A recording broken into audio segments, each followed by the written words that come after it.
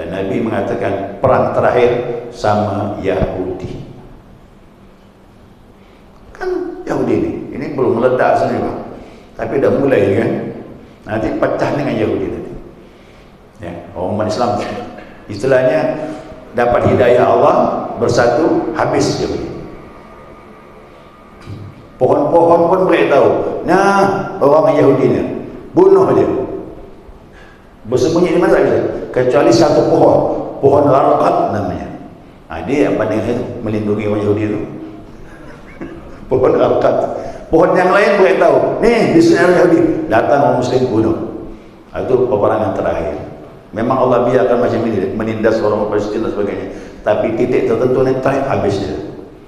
Ya, kita tidak tahu nanti ada keadilan datang, orang yang memimpin umat Islam habis orang Yahudi.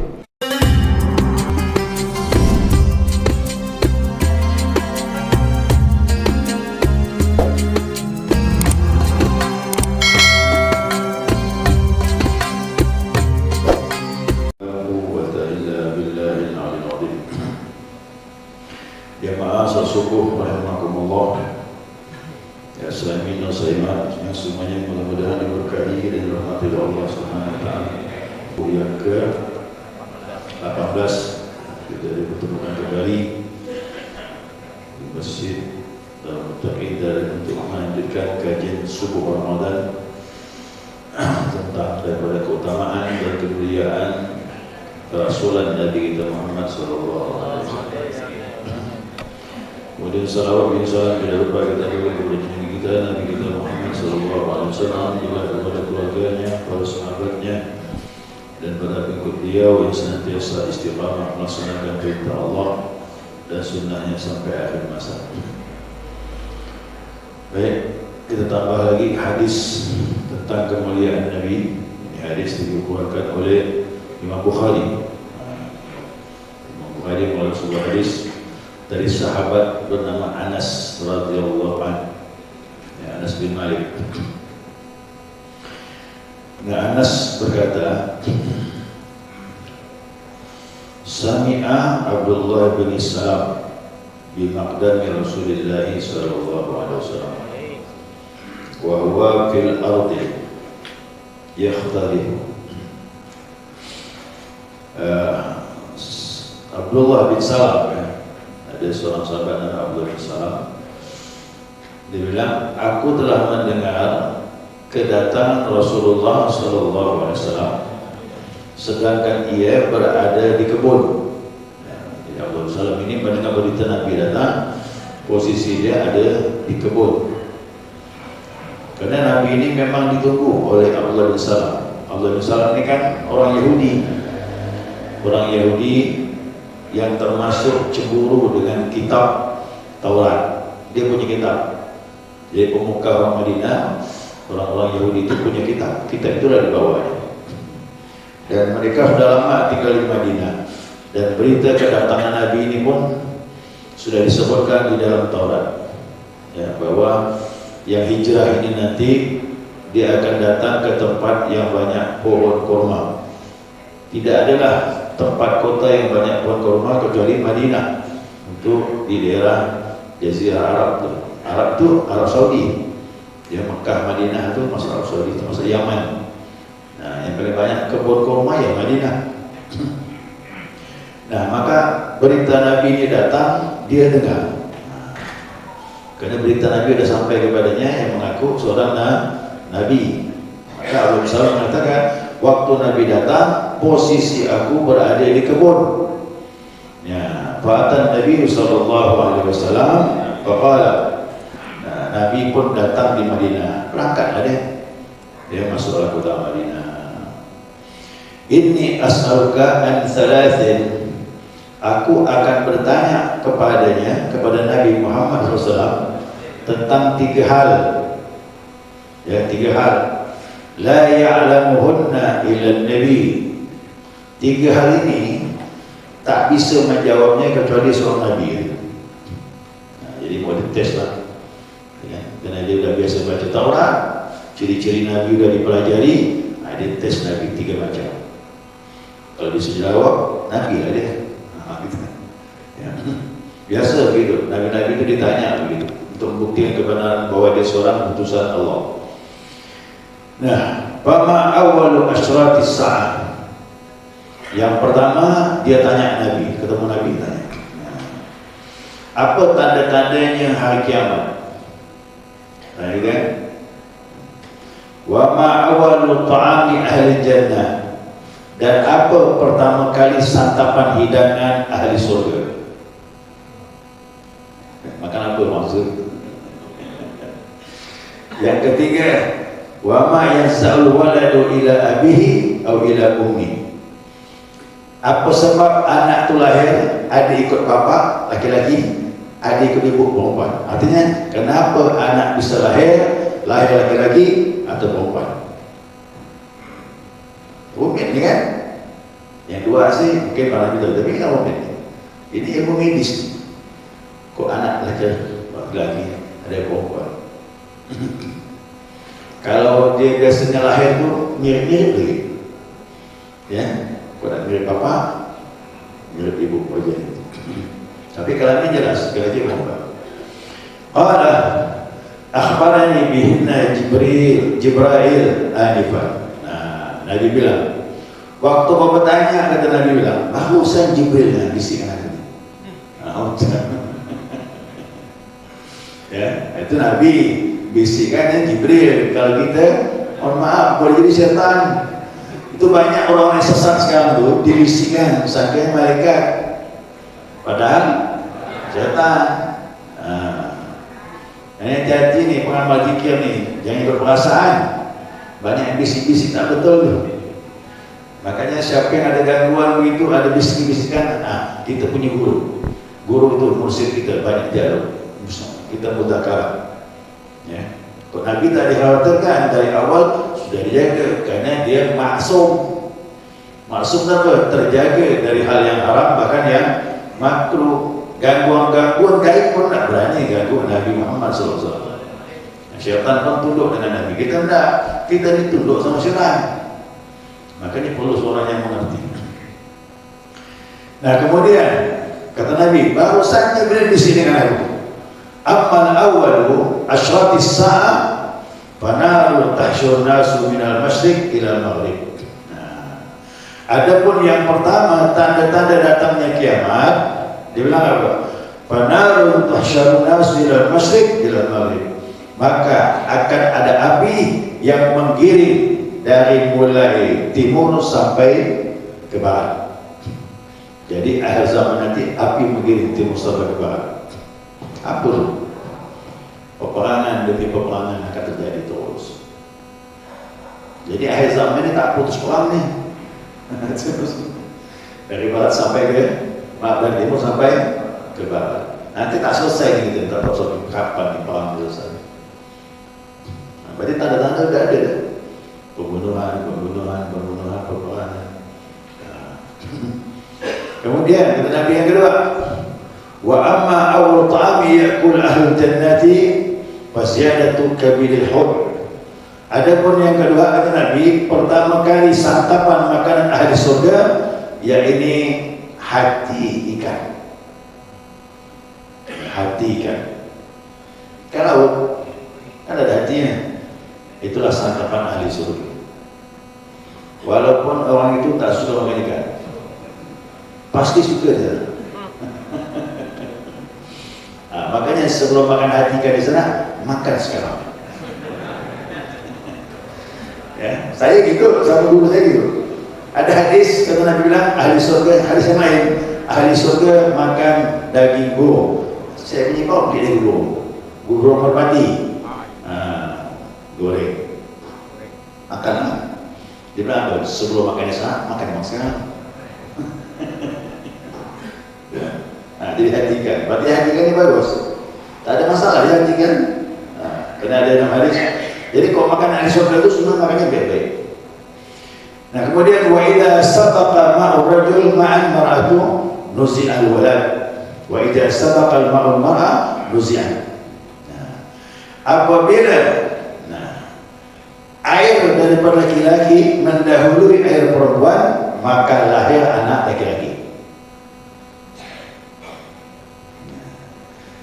Dan apabila air perempuan mendahului air laki-laki, maka lahir anak perempuan. Artinya sperma yang mana keluar duluan. Ini Nabi yang diberi. Nabi beritahu oleh Allah Subhanahu Wa Taala seperti itu. Nah, yang mana keluar duluan itu yang dominan. Nah, paham ni? Sudah, apa tak paham semua. Oh, kalau begitu tak tahu. Nah, cuma ni kan pertanyaan tentang mukjizat Nabi. Tahu tak yang ini? Tahu Nabi. Nah, Nabi diberitahu oleh Allah. Nah, makanya kalau lahir laki-laki berarti sperma suami yang keluar duluan. Ya, kalau perempuan sebaliknya. Itu Nabi beritahu berdasarkan wahyu. Makanya Nabi ini kan tak ngomong wa ma yantiqu anil hawa in huwa illa wahyun yuha. Tidaklah dia bicara Muhammad itu menurut hawa nafsu.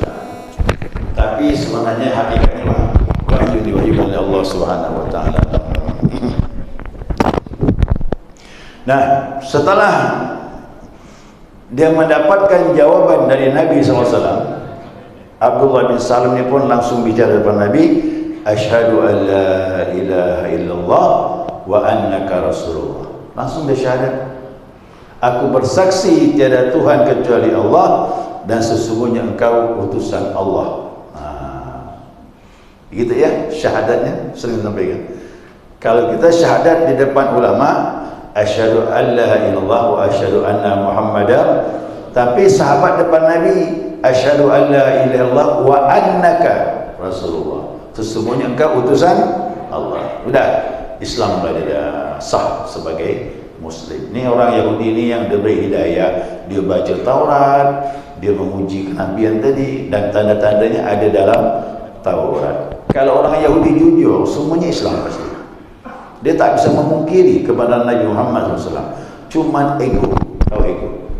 Keegoan dia itulah anania, keakuannya, merasa lebih dari orang lain, merasa suku dia paling mulia. Kerana sebelumnya kan Nabi-Nabi itu Bani Israel. Nah, dia tak mau terima golongan lain. Nah, sekarang Abdullah bin Salam ngomong dengan Nabi, ya Rasulullah, nah, ya, innal Yahudi qaumun buhtun. Sesungguhnya orang Yahudi, kaum aku ini suka bohong, suka berdusta. Abdullah bin Salam sendiri yang bilang, kaum aku ini pembohong, kata dia. Wa innahum ya'lamu bi islami. Nah, sesungguhnya mereka, jika dia tahu aku ini masuk Islam, antas'aluhum apa ni, yabhatunani, dia pasti mendustakan aku. Ya? Kalau dia tahu aku masuk Islam, dia pasti mendustakan aku. Apa sebab? Walaupun aku ini orang baik.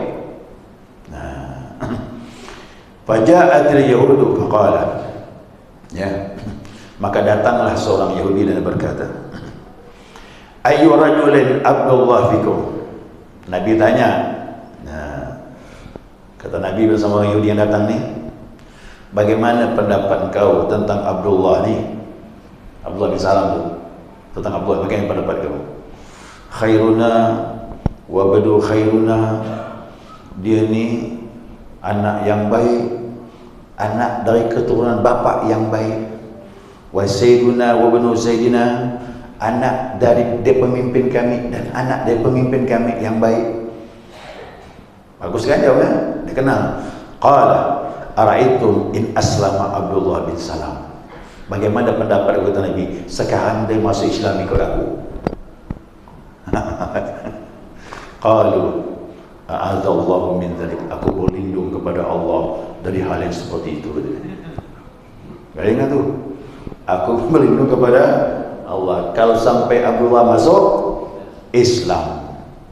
Fakharaja Abdullah faqala, akhirnya Abdullah pun keluar.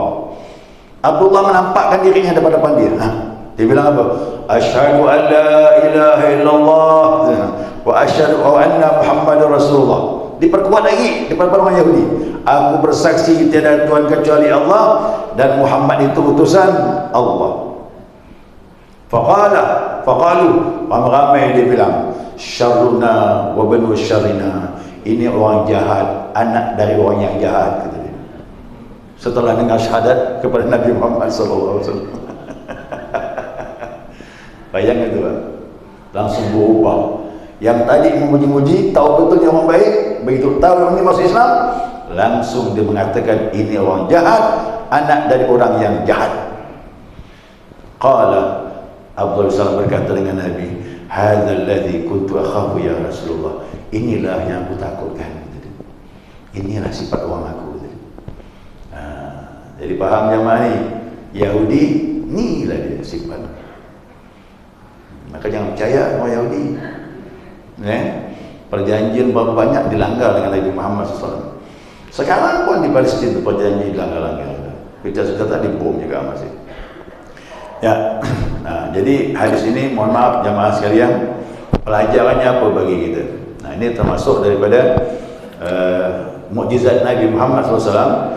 Itu kelebihan Nabi sudah disebutkan di dalam Taurat. Tidak ada alasan bagi orang Yahudi ataupun Nasrani yang tak beriman dengan Nabi Muhammad SAW. Kitab Lu'lu' wal Marjan menyebutkan, tiadalah sekarang ini, kata Nabi, ahlul kitab, siapapun, Yahudi maupun Nasrani, dan mendengar kedatangan aku dan dia tak beriman dengan aku, hari kiamat minal khasirin, dia termasuk orang yang merugi, kata Rasulullah. Walaupun dia sekarang ahli kitab, bukan yang menyekutukan Allah, menganggap Nabi Isa itu Nabi bukan anak Tuhan, Uzair itu Nabi bukan anak Tuhan, tetap saja kalau tak ikut Nabi Muhammad, rugi dia. Apalagi yang musyrik, yang menyekutukan Allah dengan Nabi Isa dan sebagainya. Itu yang pertama. Kemudian yang kedua, pertanyaan orang Yahudi dengan Nabi Muhammad itu biasa, semuanya dijawab Nabi. Ya, semuanya dijawab Nabi. Bahkan yang kemarin tu, orang pemuda yang sakit, dia bilang Taurat dibacakan oleh ayahnya depan dia, dan di situ disebutkan ciri-cirinya. Dia bilang apa? Ciri-ciri itu ada pada engkau ya Rasulullah. Langsung di Islam. Waktu sakit mau meninggal, segala puji bagi Allah, kata Nabi, yang mengislamkan dia. Masa akhir sakit baru Islam, meninggal. Satu salat belum. Berarti untungnya dia, kata Rasul. Kenapa? Begitu masuk Islam, bersih, pencucian, tak lama meninggal. Ahlu surga. Ya. Kemudian kejadian di dunia ini, Rasulullah banyak menceritakan, termasuk tadi mengenai hari kiamat. Hari kiamat tak akan datang kecuali api menyebar daripada timur sampai ke barat. Peperangan demi peperangan pasti terjadi. Ya. Dan Nabi mengatakan perang terakhir sama Yahudi. Kan Yahudi ini belum meledak sendiri, Pak. Tapi dah mulai kan. Nanti pecah dengan Yahudi nanti. Ya, orang umat Islam istilahnya dapat hidayah Allah, bersatu, habis Yahudi. Pohon-pohon pun beritahu, nah orang Yahudi ni bunuh dia. Bersembunyi di mana saja, kecuali satu pohon Gharqad namanya. Dia yang pandai melindungi orang Yahudi itu. Pohon Gharqad. Pohon yang lain beritahu, nih di sini orang Yahudi, datang orang Muslim bunuh. Itu peperangan terakhir. Memang Allah biarkan macam ini, menindas orang Palestin dan sebagainya. Tapi titik tertentu nanti terakhir habis dia. Ya, kita tidak tahu nanti ada keadilan datang, orang yang memimpin umat Islam habis orang Yahudi. Setelah itu baru datang hari kiamat. Dajjal dibunuh. Dajjal itu nanti dari golongan Yahudi. Matanya satu. Mata satu itu bukan mata sebelah, bukan taruh di tengah-tengah sini, bukan.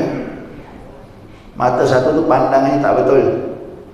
Ya, yang salah bilang benar, yang benar dibilang. Jadi tadi siapa punya sifat ini, itu sifat Yahudi. Yang benar dianggap salah, yang salah dianggap benar. Dan memang Dajjal kuncinya dari dia. Nanti Dajjal itu datang, orang menganggap dia Nabi. Apa sebab? Apa sebab menganggap Nabi? Bisa terbang, bisa datangkan makanan seketika, bisa hidupkan orang mati macam Nabi Isa. Orang yang tak faham, oh ini hebat nih, ini Nabi. Padahal bukan. Yang bisa mandang orang mukmin. Orang mukmin bisa mandang ini Dajjal. Dia Dajjal. Nah, kemudian yang kedua, apa tadi? Mengenai makanan. Berarti Nabi sudah diberitahu di surga nanti makanannya salah satunya daging hati ikan. Nah, ini pun mukjizat. Nanti insya-Allah mudah-mudahan kita masuk surga. Nanti kita makan, baru kita ngomong, kan benar kan kata Nabi, dibuktikan nanti. Karena omongan Nabi ini tidak ada istilah kedustaan. Siapa yang ragu dengan ucapan Nabi, cacat imannya. Yang wajib kita ikuti perkataan Nabi dan perbuatan Nabi, semuanya baik, dituntun oleh Allah Subhanahu wa taala. Tapi itu ciri khas. Tapi apa kegemaran kita di sana itu tinggal menyebutkan kaf dengan nun. Kun fayakun, jadi.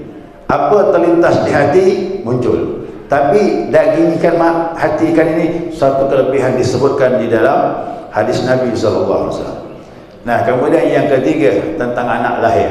Ini ilmu medis dan saat dia belajar, Nabi bukan seorang dokter, tetapi Nabi langsung diberi Allah petunjuk.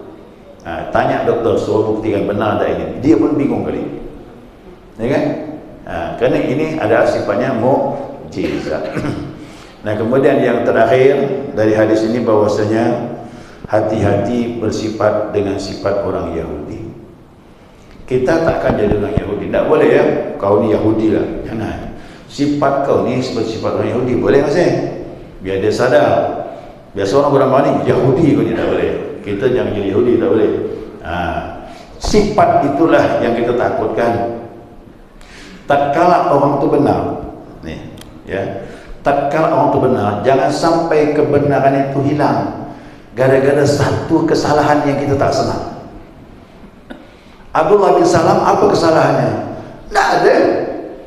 Dia cuma masuk Islam je. Asalnya orang baik, dia kenang baik, bapaknya baik, keturunan yang baik. Tapi kena tak cocok dengan hati dia, dia tak senang orang masuk Islam, langsung berubah jadi orang jelek menurut pandangan dia. Nah, kita dah. Kita ini macam mana? Kita kumpul sama orang itu biasa berbuat kebaikan, tapi tatkala satu kesalahan dia lakukan, ingat, jangan sampai kebaikan yang banyak itu hilang. Siapa yang begini, sifat itu kita ambil.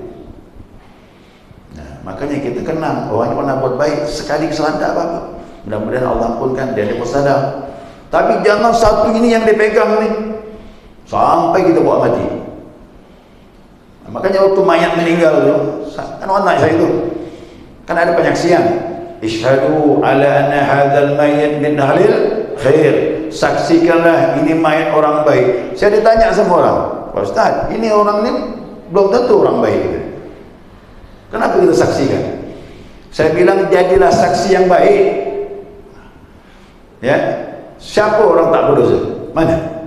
Siapa yang tak pernah bersalah? Semua bersalah. Tapi kita disuruh saksi, orang ini pasti pernah buat baik ataupun pernah bahkan berimbang kebaikan dengan kejahatan. Yang baik itulah yang kita saksikan. Itu dia. Saya ditanya orang itu. Maka saya bilang, saya ikut Imam Syafi'i. Guru saya Imam Syafi'i. Kitab ni, kitab yang saya pakai, kitab Imam Syafi'i. Kenapa? Kerana dia punya akhlak yang mulia. Dia bilang, Imam Syafi'i, kalau ada orang pernah berbuat kebaikan, aku mandang sekali saja, itu yang aku pegang. Aku tak pandang yang lain. Kan hebat Imam Syafi'i. Itulah ulama berakhlak dengan akhlak Nabi Muhammad SAW. Ya, mudah-mudahan kita ambil pelajaran dari ini. Jangan memakai sifat itu. Ya, kasihan orang berbuat kebaikan banyak hilang. Apa pepatah nama tu? Gara-gara nila setitik habis air susu sebelanga. Bayangkan mak, air susu sebelanga tu habis jadi tak ada nilainya. Kenapa? Nila setitik masuk ke dalam. Nah, kalau saya cinta semut sampah masuk ke madu, madu tetap utuh bagi saya. Madu tetap madu, sampah tak berpengaruh dia. Nah, saya pakai pepatah itu. Manis ni masih ada, walaupun masuk sampah jadi, walaupun masuk najis. Ya, madu masuk najis buang enggak? Madu kalau yang kental nempel ya, buang atasnya. Bubur, nasi masuk najis. Nah, saya pernah makan sama kawan saya. Makan di warung Tegal. Makan di warung Tegal. Makan ya, dua piring. Tiba-tiba kotoran cicak di piringnya. Dia bilang, sama nih Pak Ustaz. Saya bilang nasi, bukan jadi satu. Ya kan? Ambil atas dibuang. Bawahnya masih boleh makan. Ayo makan. Oh, tak bisa Ustaz. Saya makan. Mubazir namanya. Kita kan belajar ilmu fikih. Kalau benda padat masuk najis, dia tidak menyatu. Buang yang kena najis, sisanya suci. Itu. Madu Arab tu Pak, itu kok digenikkan, tak jatuh dia. Nah, maka masa najis jangan dibuang bagian itu. Tapi kalau madu Pontianak, habis dah terbuang kalau dah. Saya kalau tengok madu Yaman tu, aduh, kental sekali dia. Nah, benda padat kental dia tidak menyatu. Bubur juga begitu. Macam mana? Ini kaedah fikih ni. Balik fikih pula gitu. Makan bubur. Masuk kotoran cicak. Makan ke buang? Makan ke buang? Buang ke makan?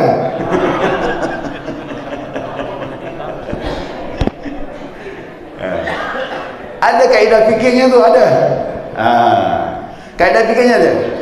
Jadi makanan bubur itu, caranya melihatnya, kita ambil dengan sendok. Kalau kita ambil dengan sendok, kembali merata permukaannya, berarti menyatu dengan kotoran. Faham ni? Tapi kalau diambil dengan sendok permukaannya, masih berlubang, berarti padat.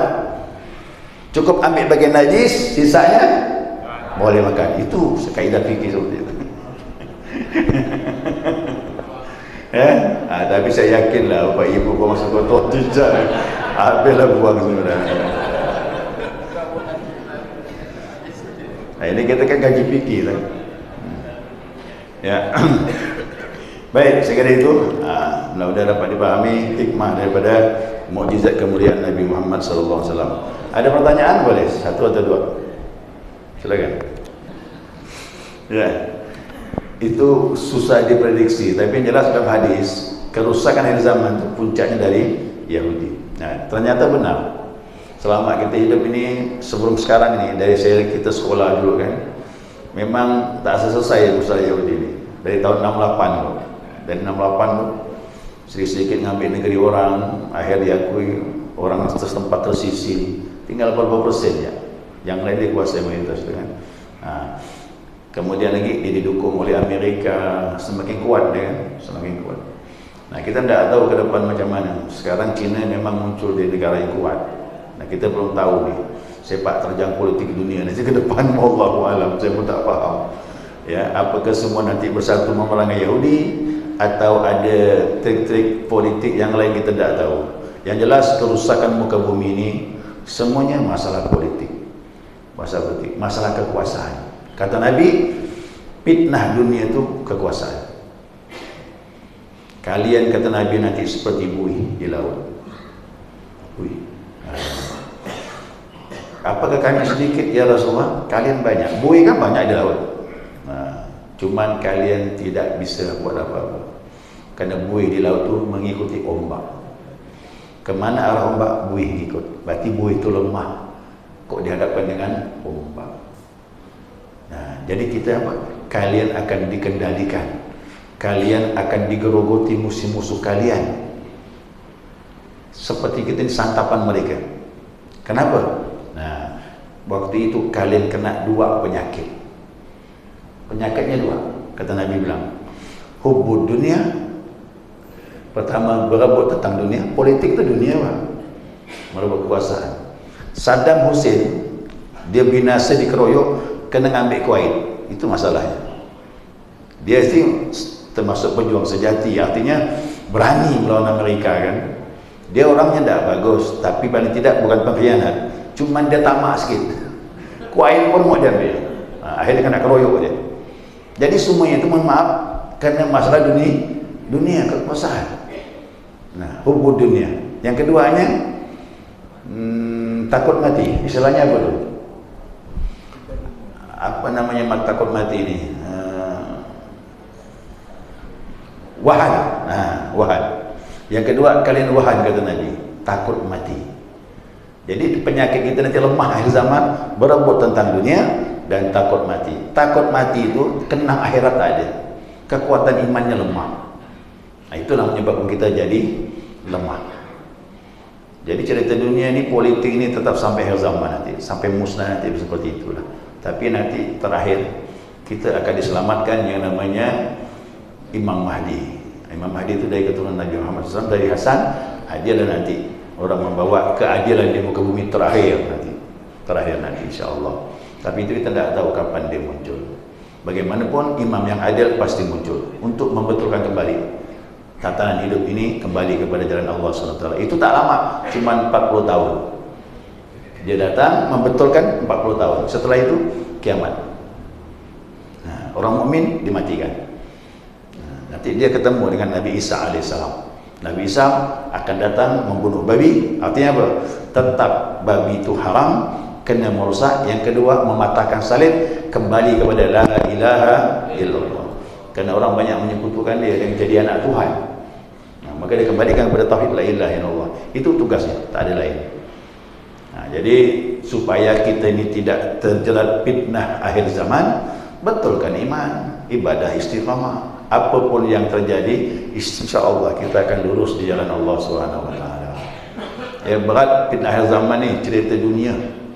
Ya, kekuasaan, politik. Yang buat hancur tuan ni politik lah. Politik itu jahat. Nah, makanya cari pemimpin yang ada iman, insya-Allah tak jahat dia. Kalau tak ada iman, jahat pasti. Ya, cerita dunia ini.